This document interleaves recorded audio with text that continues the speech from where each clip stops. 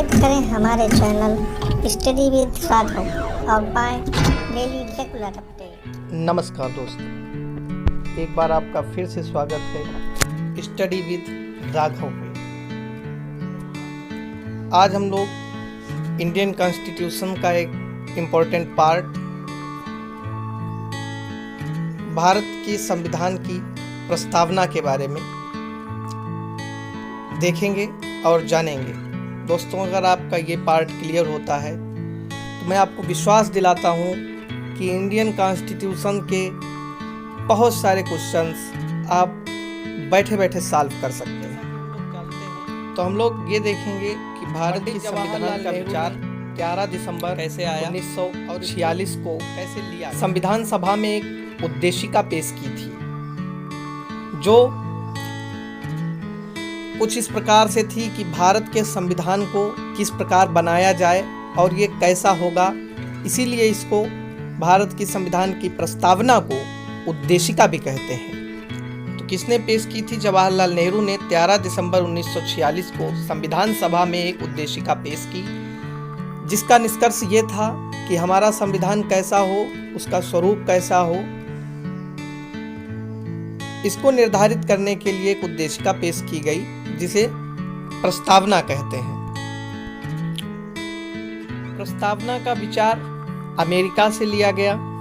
America के संविधान से अपने संविधान की प्रस्तावना का विचार जो है, या कह लीजिए प्रस्तावना अमेरिका के संविधान से ली गई, लेकिन इसकी भाषा जो है वो ऑस्ट्रेलिया से ली गई। ये दो क्वेश्चन बहुत ही इम्पोर्टेंट हैं और पूछे भी जाते हैं।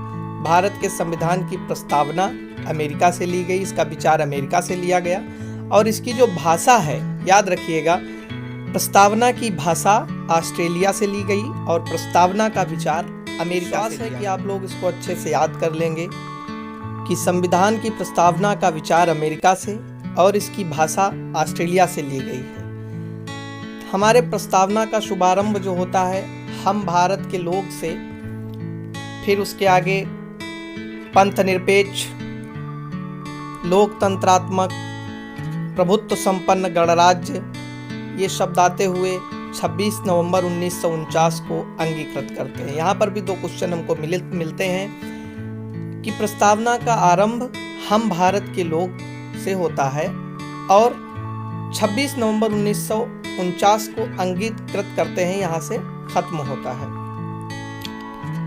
इसको हम लोग आगे देखेंगे।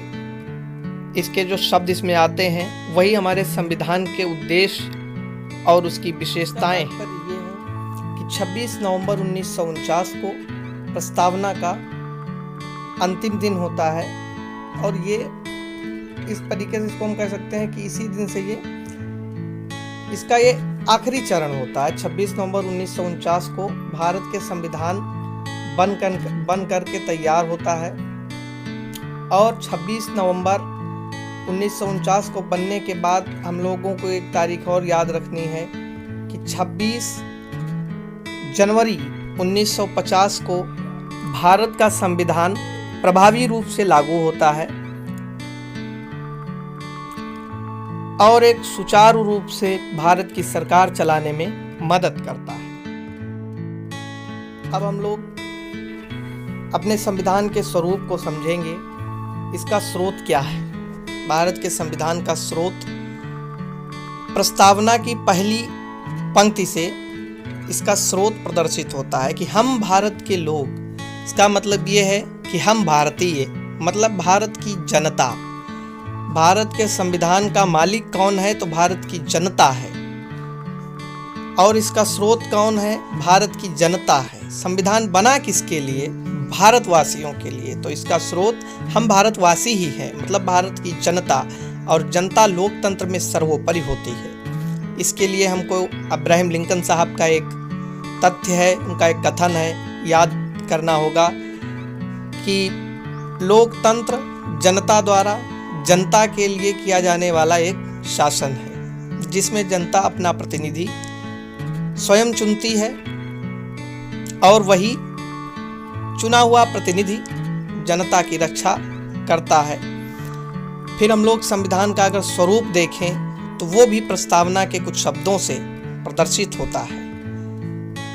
संपूर्ण प्रभुत्व संपन्न, मतलब भारत अब किसी का भी उपनिवेश नहीं रहा, भारत किसी का भी गुलाम नहीं रहा, भारत का एक अपना संविधान है, भारत अपने निर्णय लेने में सक्षम है, भारत आंतरिक और बाह्य रूप से अपने निर्णय स्वेच्छा से कर सकता है। इसके लिए एक शब्द आता है संप्रभुता।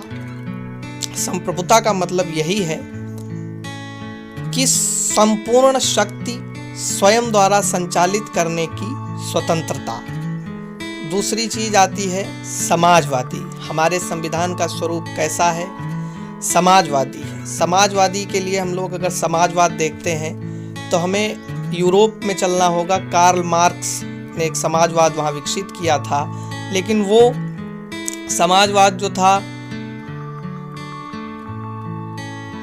व्यवहारिक रूप से सुसंगठित ना होकर के उग्रवादी समाजवाद था।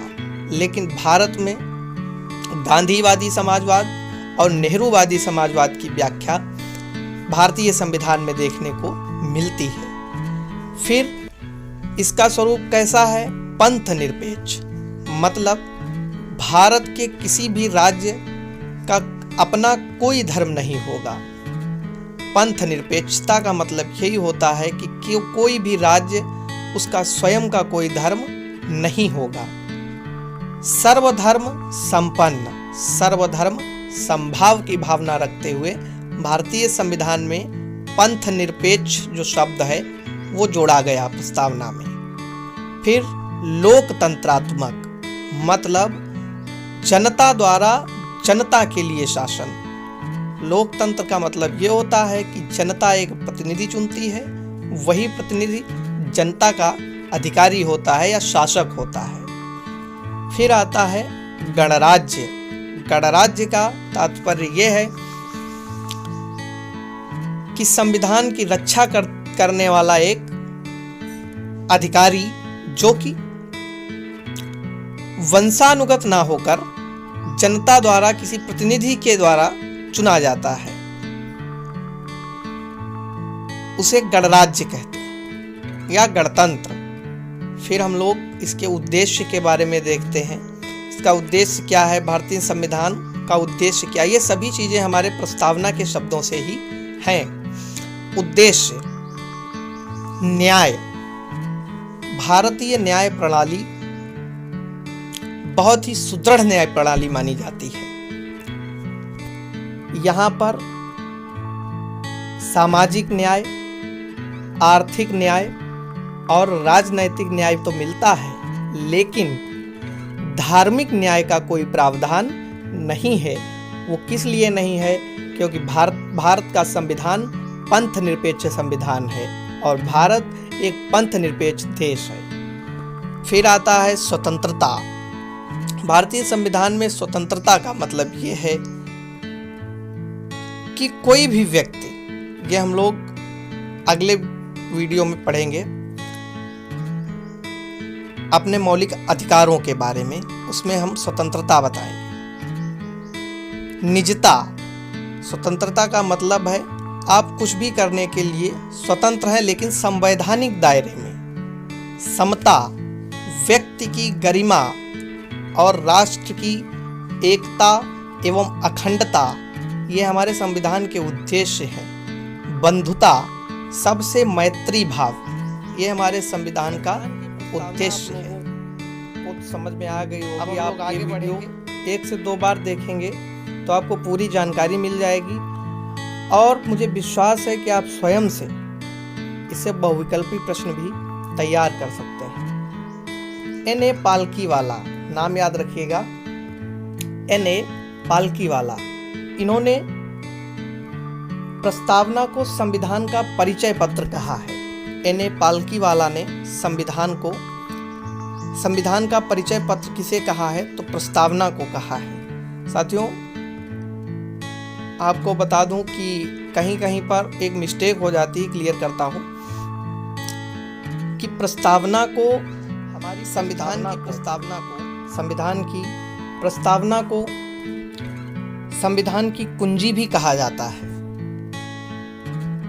और यहाँ पर एक दिक्कत होती है कि संविधान की कुंजी प्रस्तावना को कहा जाता है, तो फिर मौलिक अधिकार के अंतर्गत एक अनुच्छेद आता है 32, आर्टिकल 32, अनुच्छेद 32, उसको भी संविधान की कुंजी कहा जाता है और प्रस्तावना को भी कुंजी कहा जाता है। तो यहाँ पर हमें क्वेश्चन को पकड़ना है, उसको शब्द देखिए उसके।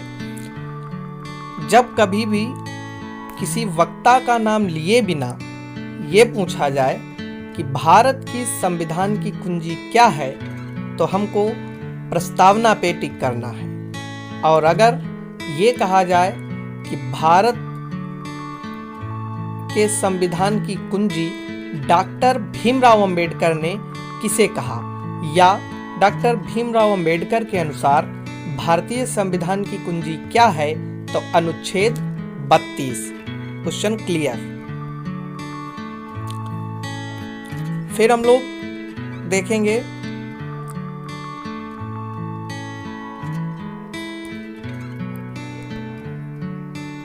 भारतीय संविधान में 42वें संशोधन 1976 में प्रस्तावना में 3 नए शब्द जोड़े गए। 42वें संविधान संशोधन 1976 में प्रस्तावना में 3 नए शब्द जोड़े जाते हैं, समाजवादी, पंथनिरपेक्ष और अखंडता। आप लोग अगर पीछे देखेंगे, कोशिश करता हूं दिखाने की, तो देखिए समाजवादी, पंथनिरपेक्ष, ये शब्द बाद में आते हैं। अखंडता भी बाद में ही आता है। राष्ट्र की एकता एवं अखंडता, ये 3 शब्द बाद में जोड़े गए। अब हमें ये 2 चीजें और याद करनी होंगी। बेरुवाड़ी संघवाद 1960, इसमें क्या था कि बेरुवाड़ी संघवाद ने सुप्रीम कोर्ट में एक याचिका दायर की, जिसमें उन्होंने कहा कि प्रस्तावना भारतीय संविधान का हिस्सा नहीं है, अतः इसमें कोई परिवर्तन न किया जाए। और सुप्रीम कोर्ट ने इसको माना कि भारतीय संविधान की प्रस्तावना संविधान का एक हिस्सा नहीं है और इसमें कोई परिवर्तन ना किया जाए। परंतु केशवानंद भारती बनाम केरल राजवाद, ये एक मुकदमा चलता है 1973 में। ये इसलिए था कि इसको संविधान का हिस्सा माना जाए और इसमें परिवर्तन की छूट दी जाए।